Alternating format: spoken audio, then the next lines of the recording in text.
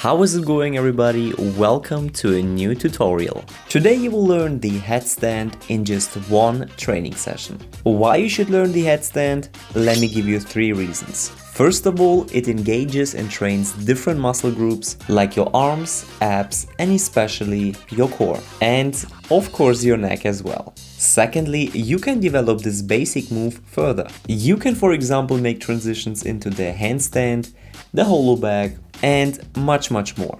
And lastly, and this is maybe the biggest reason, you can see how the world looks the other way around. So let's get started. 5, 4, 3, 2, 1. Oh, this you crazy mother.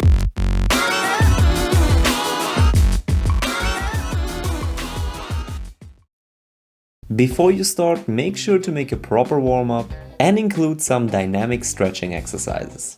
When you warm up your neck, avoid rotating motions, instead include linear ones. When you will do the exercises, do not forget to keep a proper body tension, especially focus on your back and your neck. You must understand that your neck and back muscles work as one entity. Never take the headstand lightly, and especially not when you're a beginner. The cervical spine connects the brain with the rest of your body. Damages here can be fatal and irreversible, so always take care.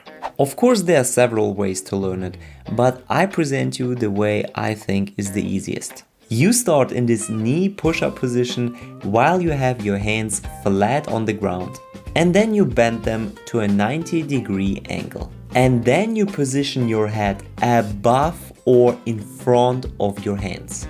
If you put your head in the middle of your hands, it will be pretty difficult in balancing this. And if you even put your head behind your hands, you are doing a hollow back. So always in front of your hands. Keep in mind, at this step, your legs and feet are still on the ground. Regarding your head position itself, you should avoid being too much at the back of your head, but definitely also not on your forehead, but just right in the center. This is maybe the most important step. This is actually a thing most people do wrong. So to avoid that, just film yourself. Observe your head position and adjust it if necessary.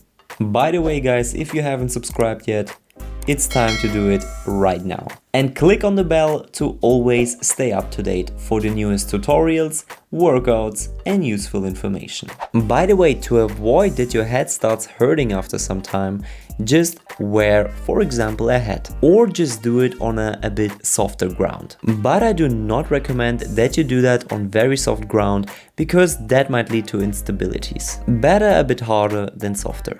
After you have fixed your upper body position, it is time to elevate the hips. You open your legs a bit, and then you put your left leg, or more specifically your left knee, onto your left arm or your left elbow. Or if you're more comfortable starting with the other side, feel free to do that. Then you simply put the other knee on the other elbow. And here you will already feel that it's really not a big act to hold this position. A quick reminder, because it's really important, do not move your head while standing in the headstand. And from here, it's just a matter of strength. First, you start elevating one leg from your arm. And then you do that with the other one as well. And here you go, you hold the headstand. And at that point, do not do any transitions yet, as you might really hurt yourself. The end goal is to stretch out both legs completely in the air. Therefore, you have to push up with your hips a bit, but always slowly and controlled.